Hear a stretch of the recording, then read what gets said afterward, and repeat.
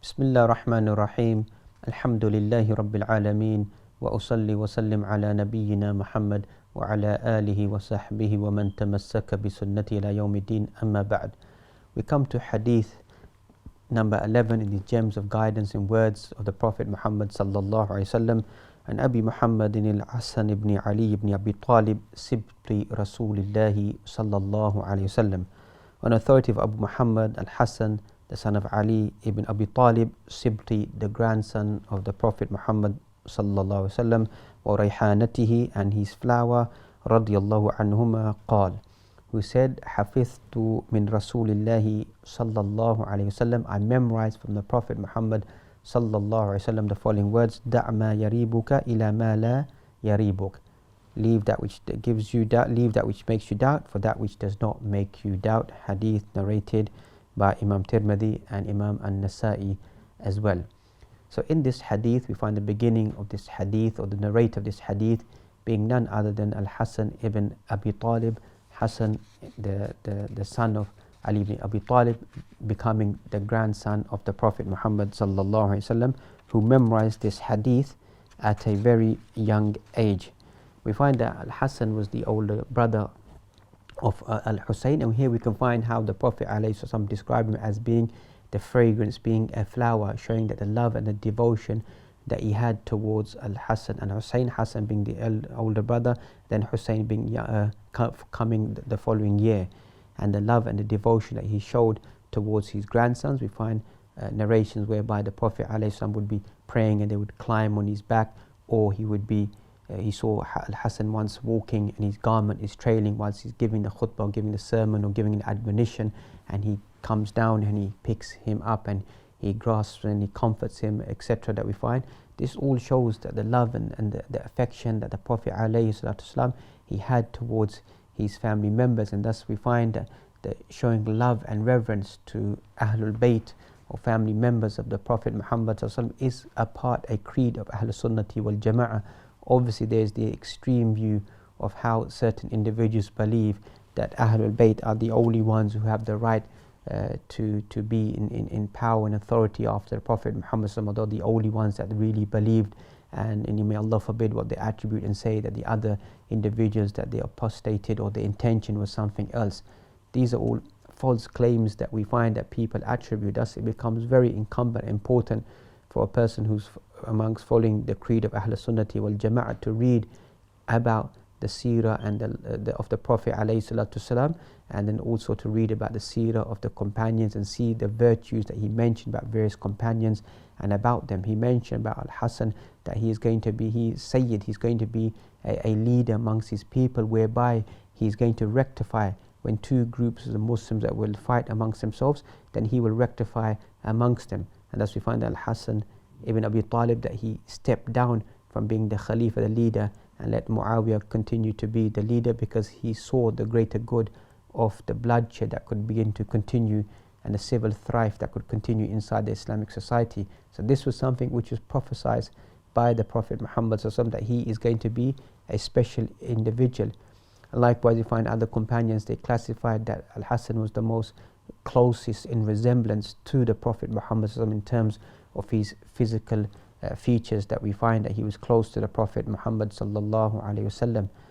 We find that Al-Hasan, that we find that the skills that he had, or the foresight had, which the Prophet ﷺ had prophesied for him, died approximately, if I'm not mistaken, the year 50 of the Islamic calendar, that we find was the death of Al-Hasan, that we find, and also we find the unfortunate death of Al-Husayn radiyallahu anhu, that we find.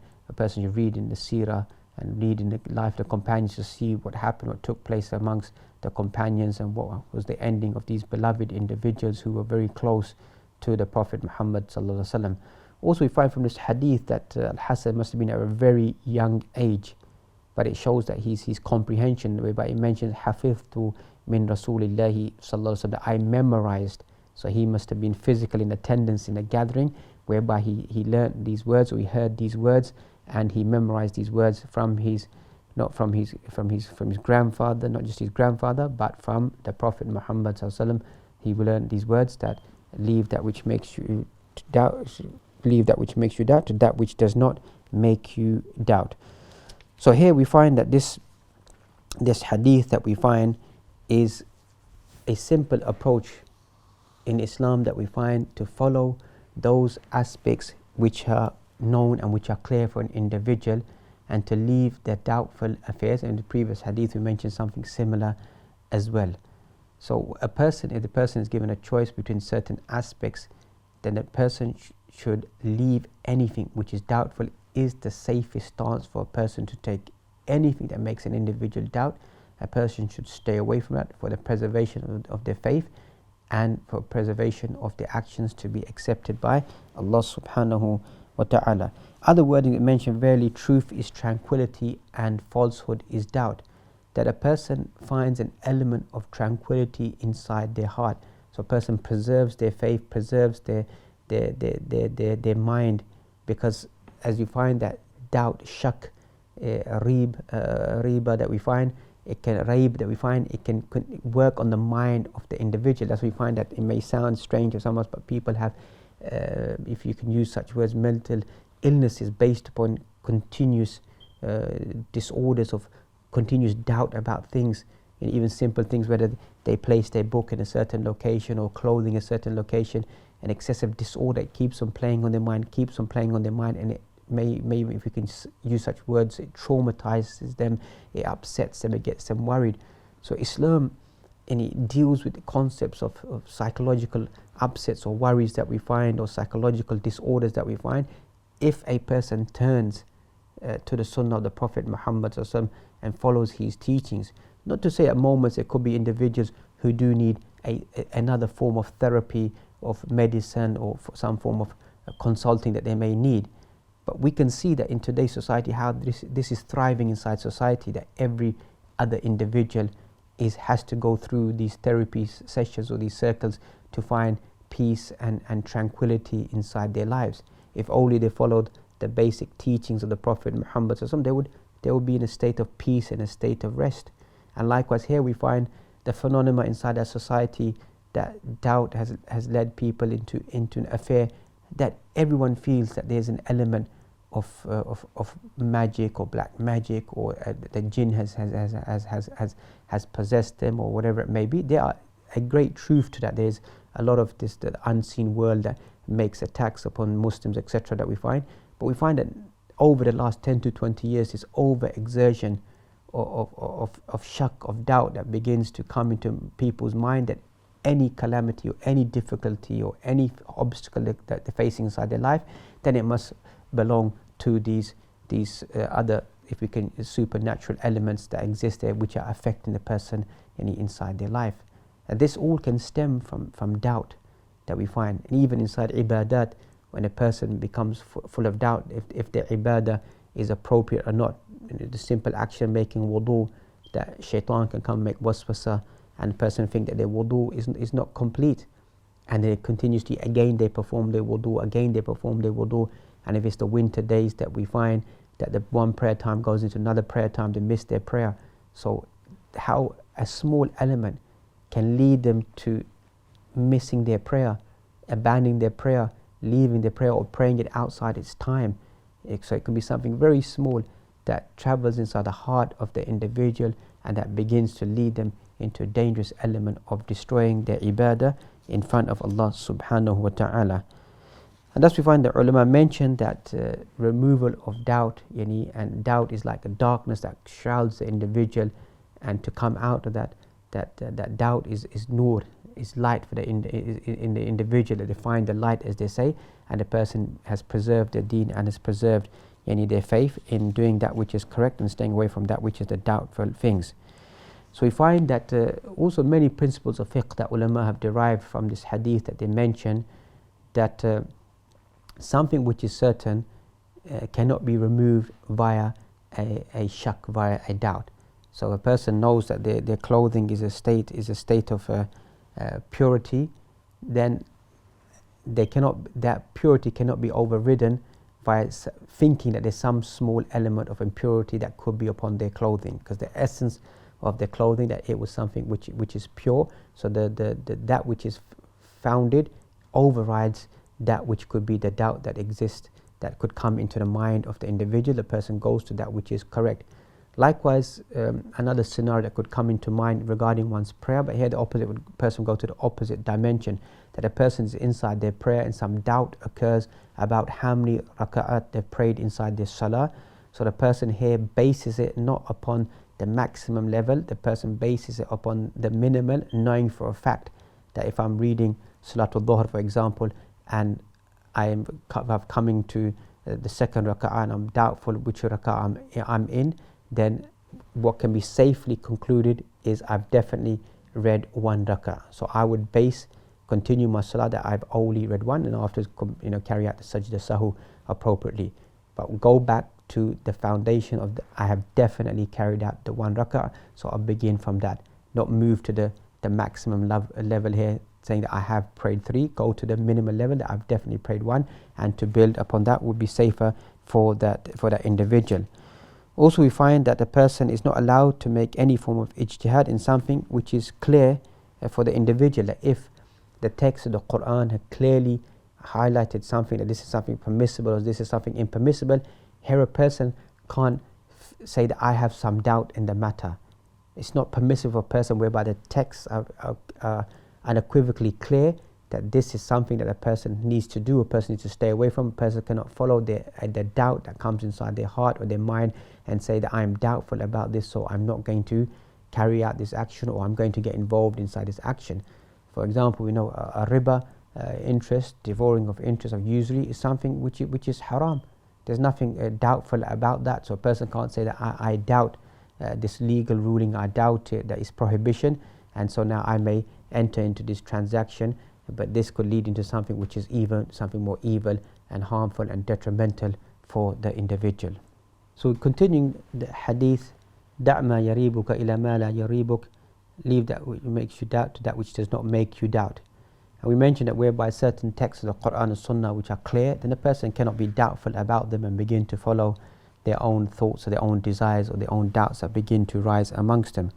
Also, we find that if something seems to be doubtful amongst Islamic clerics or Islamic scholars, that we find that certain scholars are saying that something is obligatory and other scholars may be saying that it's only recommended. Here the ulama mention that the safest thing for a person to do is not to follow that which is recommended, but to follow that which is obligatory. So there may be mainstream scholars are saying that this is an obligation a person to do, and there may be some who are saying it's only something which is recommended or highly something recommended for the preservation of one's faith and to avoid anything doubtful. The scholars, they go to the view that person should follow the view that this is something obligatory and the person should try to carry that out inside their life. And likewise, we mentioned there's other aspects whereby that exist about doubt that could exist, whereby there could be, for example, the time of Yawm al-Jum'ah that we find, that to a large degree, majority of the ulama go to the view that it begins after the zawal, after the sun has gone past the zenith or gone past the middle that we find, and that is the beginning of the Jum'ah prayer. However, there are some narrations speak about it beginning before or the prayer taking place before, and some may have gone to that view. So these are ara'ul fiqhiyah, these are in Islamic jurisprudence rulings that we find that exist inside there, and we cannot claim that they're such as doubtful matters, because at times we find evidences are based upon from both segments of the society of different aspects of ulama, who gives rulings based upon the evidences that they have. They would follow that upon themselves. So we find that the other thing that ulama mentioned about following doubtful affairs is doubtful affairs could lead the individual to fall into forbidden matters. As we mentioned, the doubtful matter could play on their mind, and it leads them more and more to enter into something which is forbidden, or it plays on their mind, they enter into an action which is something forbidden for them to carry out. One of the ways that shaitan is clearly to make the person follow the footsteps of shaitan that we find, is to lead to try to find people, to try to find a loophole.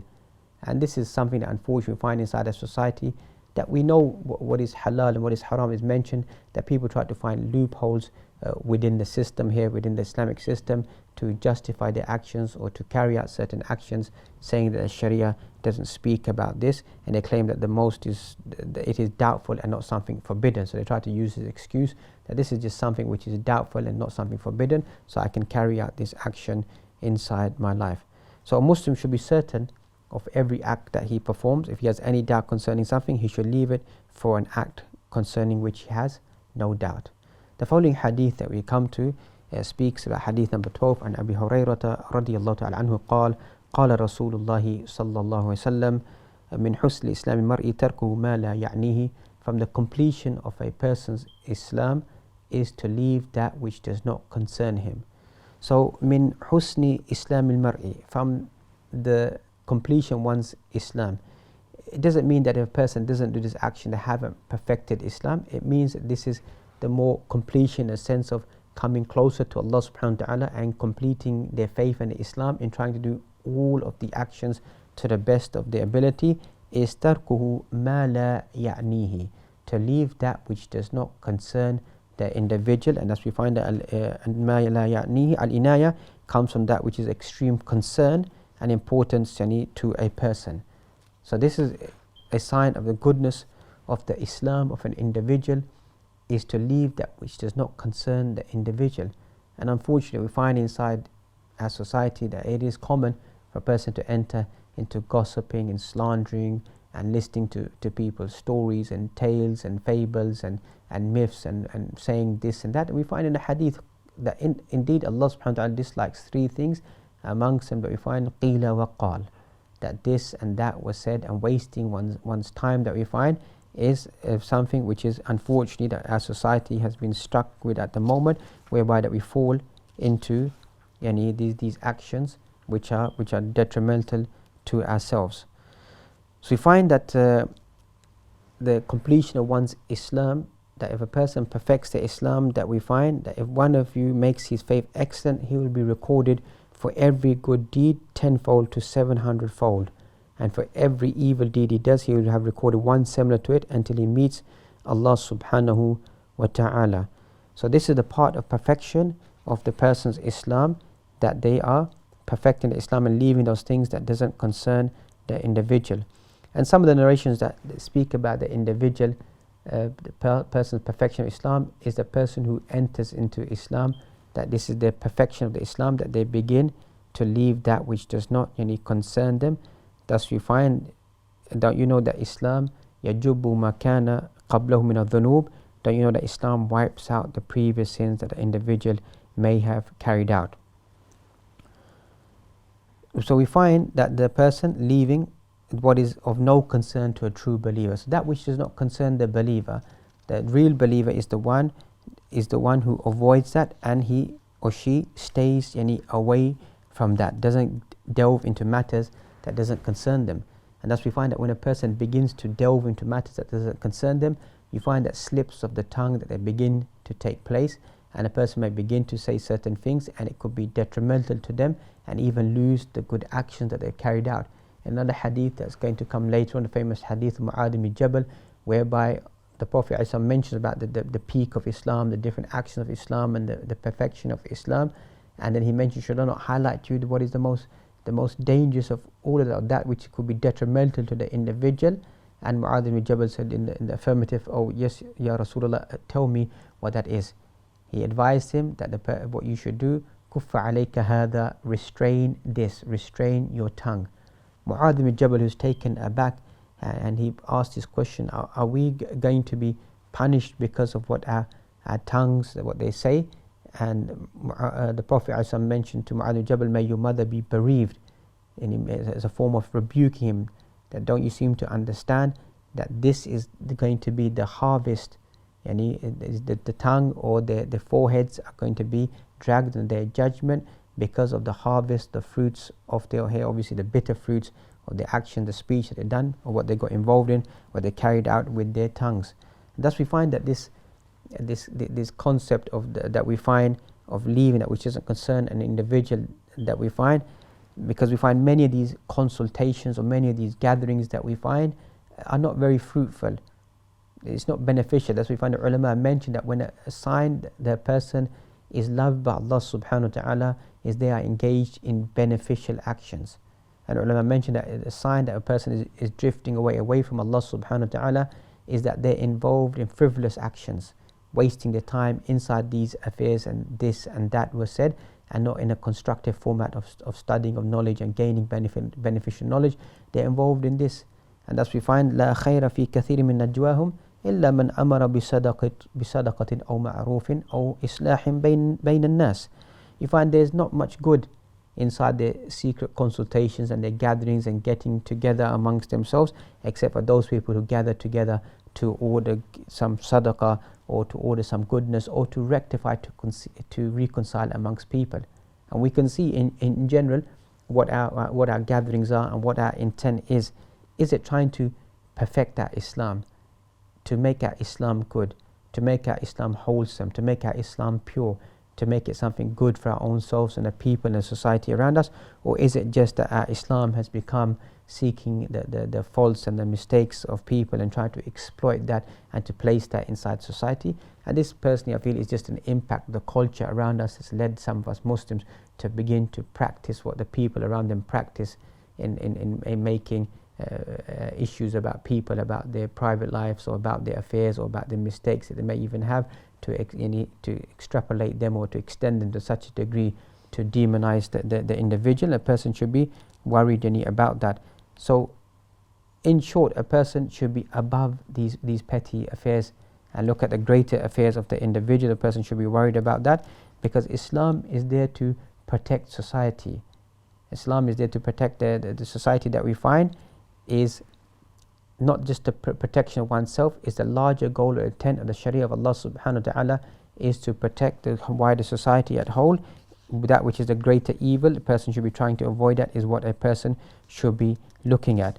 And thus we find that if a person truly believes in Allah subhanahu wa ta'ala, he's trying to reach, as we began with the first hadith of Jibreel alayhi salam, he's trying to reach a level of perfection. In perfection here, exerting their best to reach closeness to Allah subhanahu wa ta'ala. So min husni Islam al-mar'i, from the perfection of trying to gain the best level of Islam, is tarkuhu ma la ya'nihi, to leave that which doesn't concern the individual.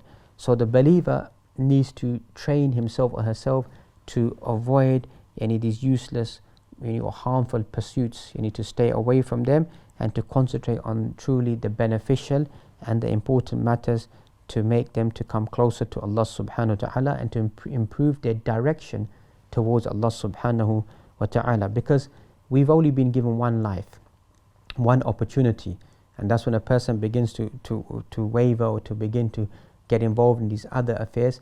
It takes away the Islam, takes away their focus towards Allah subhanahu wa ta'ala.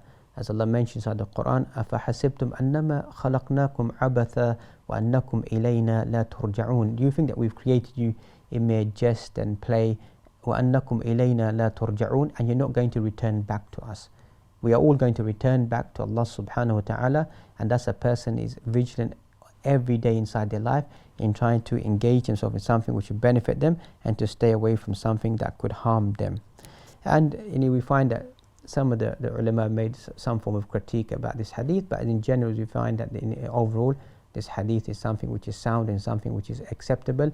دَعْ مَا يَرِيبُكَ إِلَى مَا لَا يَرِيبُكَ, leave that which makes you doubt to that which does not make you doubt. May Allah subhanahu wa ta'ala strengthen our iman and take away any form of doubt inside our hearts and inside our minds, and to replace it with yaqeen and with certainty and affirmation and confirmation and conviction inside our heart and our iman inside our actions. وآخر دعوانا أن الحمد لله رب العالمين. Continuing our journey with gems of guidance, with words of the Prophet Muhammad sallallahu alaihi wasallam, we come to hadith number 13 that we find, a hadith that I'm sure many of us have memorized, or many of us hear this hadith on a daily basis or weekly basis, or we come across this hadith on a regular basis. In this hadith we find an Abi Hamza Anas ibn Malik radiyallahu ta'ala anhu, خادم رسول الله صلى الله عليه وسلم عن النبي صلى الله عليه وسلم قال لا يؤمن أحدكم حتى يحب لأخيه ما يحب لنفسه. We find on authority of Abu Hamza Anas ibn Malik, the servant of the Messenger sallallahu alaihi wasallam, who said that he heard the Prophet say, none of you truly believes until he loves for his brother what he loves for himself. Hadith narrated by Imam Bukhari and Muslim. Other wordings hadith that we find, أو قال لجاره ما يحب لنفسه, he loves for his neighbor what he loves for himself. Other wordings mention the wordings min al khair, that from amongst the goodness, he loves that for himself. We find firstly that if we look at the narrator of this hadith, Anas ibn Malik, that we find that he was bought by his mother as a young child to be placed in the company of the Prophet Muhammad to serve him. His mother bought him and said, take care of this, I'm placing my son in your custody for him to learn and to be with you. So Anas ibn Malik was bought at a young age and placed with the Prophet Muhammad, and thus he became a servant in the context of helping the Prophet Muhammad bring his carrying of his water, his utensils, preparation for wudu, etc. that we find. And the strange thing is that Anas ibn Malik, he mentions that I served the Prophet Muhammad for 10 years, and during that period he never ever rebuked me or said, why did you not do something like this or do something like that. And this shows the beautiful character of the Prophet Muhammad, that there were small or petty things that a person can overlook. Obviously something which could be harmful or something which was that needs to be highlighted, the Prophet Muhammad would highlight that. If referring to one's deen, etc., the person would be the first individual. But any other affairs that there could be a choice in how a person could do something, the Prophet Muhammad would not make a big deal or big issue about that and rebuke the people around him. And thus you find Anas ibn Malik, he mentions himself that the Prophet Muhammad, I was with him for 10 years and he never ever rebuked me in any shape or any form. Also the Prophet ﷺ, he prayed for Anas ibn Malik to be given a long life and to blessings to be given to him. And thus we find that some of the historians writing about the companions, they mention that he had up to 120 children and grandchildren by the time of his death. That we find he lived a long life and is classified amongst one of the final companions to die in the land of Basra in the year 93 of the Islamic calendar, and narrating some 2,200 so odd hadith that we find. So this hadith begins by mentioning لا يؤمن أحدكم. And now here we need to stop on the beginning of this hadith, none of you truly believes, because maybe some individuals who begin to read hadith or read verses from the Quran and then they begin to negate actions or negate iman from a person. When such a hadith they occur whereby the Prophet ﷺ mentions this person does not believe, wallahi la yu'min, wallahi la yu'min, wallahi la yu'min, or la yu'minu ahadukum, or this person doesn't believe, or man kana yu'minu billahi wal yawmil akhir, this does not negate iman. It does not negate the totality of iman from the individual. It carries a meaning of that this individual is naqisul iman. This person is deficient inside the iman, or there is some element of deficiency inside this individual that they need to work on this action. So we should be very careful that if a person does a wrong action or does something that we read that this person doesn't believe, that we begin to apply that upon another individual. And all of this journey of this hadith, our main spectrum, our main focus is upon spirituality, of building the iman and the practice of the individual, not to become an individual who applies it. As we touched upon the previous hadith, that min husni Islam mar'i tarku ma la ya'nihi, from the perfection of Islam to leave something which doesn't concern the individual. And thus we find it unfortunate that many of the youth who have a passion, a zeal, they begin to get involved in affairs that don't concern them and speak about them, or they begin to make judgment upon other individuals, or they begin to classify or begin to dismantle people's iman or make judgment about people's iman, about them, saying this person isn't a real believer or this person is a believer, etc. I find these are affairs that only belong to individuals, skillful individuals who reached a level of being judges in Islamic society and people of ijtihad, who can begin to decipher and to highlight that this person, that their action and their continuous practice action has now led them outside the fold of Islam, or made them to become a hypocritical individual, or a person who's a murtad, or a person who's apostate, or a person who's zindiq, a heretic, or a person is a corrupt individual. As for the masses of the rest of us individuals, it's not for us to delve into this and to apply rulings and judgments upon people. We should begin to take the spiritual aspect of this hadith. لا يؤمن أحدكم حتى يحب لأخيه ما يحب لنفسه. None of you truly believes until he loves for his brother what he loves for himself. So a Muslim is the one that loves for his brother what he loves for himself, min al khair. And the first thing that a person loves for himself and even for people at large that we find is for people to be guided to come towards al-Islam. This is the first thing that a person loves for himself, and thus the person begins to share that message with other individuals, because this is min al-khair. This is from the good things. The ultimate goodness is guidance towards al-Islam, as Allah mentions in the Quran, Alhamdulillah alladhi hadana lihada wa ma kunna linahtadiya lawla an hadana Allah. Praise be to Allah subhanahu wa ta'ala who guided us to this, to al-Islam. If Allah had not guided us, we would have been amongst the people who were misguided and astray individuals. So the person who believes in Allah subhanahu wa ta'ala, the first thing that he wants for a human being, firstly, for their friend, for their colleagues, is for that person to be guided. So he wants to share Islam with them. He wants to preach to them. He wants to remind them about Islam, tell them about Islam, because their person sees goodness within that individual. You find in narrations that we find, خِيَارُكُمْ فِي الْجَاهِلِيَّةِ خِيَارُكُمْ فِي الْإِسْلَامِ إِذَا فُقِهُ. You find the best amongst you in Jahiliyyah, it will be the best of you in Islam if they understand, they comprehend the deen of Allah subhanahu wa ta'ala. So the flaw could be from us Muslims in how we present Islam to the non-Muslims around us. The way that we slogan Islam, the way that we package Islam towards them, are they able to see the beauty of Islam? Thus you find that many ulama have written such works entitled Mahasinul Islam, the beauty of Islam, collecting the beauty of Islam, which becomes a form of a person who reads it, enticing them to see the beauty of Islam that we find. So the first thing that we want for people around us is the khair, is the goodness of them being guided.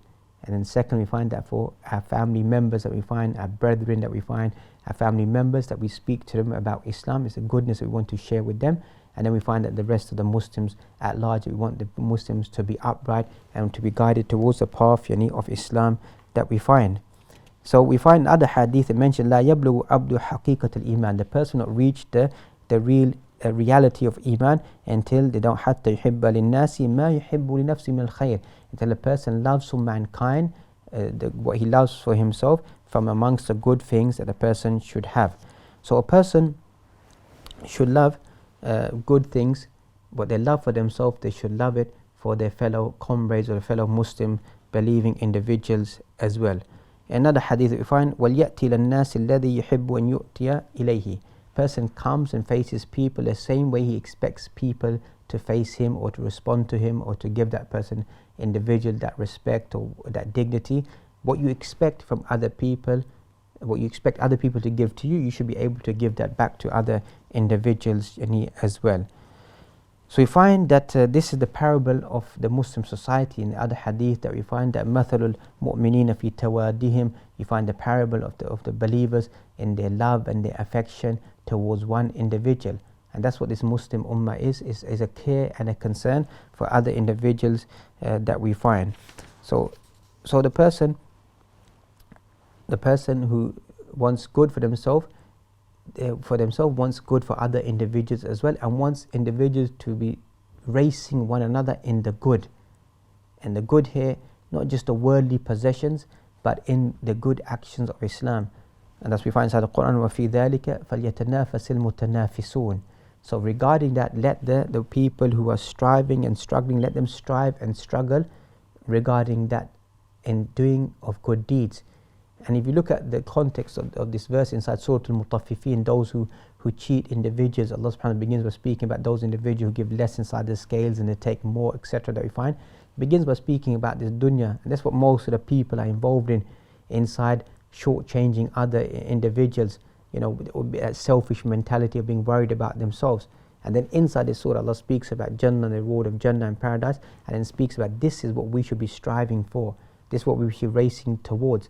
We should not be Muslims that competing with one another, competing for the world, competing for the dunya. Not to say that it's haram, it's forbidden, but we can see how we begin to focus upon the world and the khair, we begin to work upon the khair of the dunya.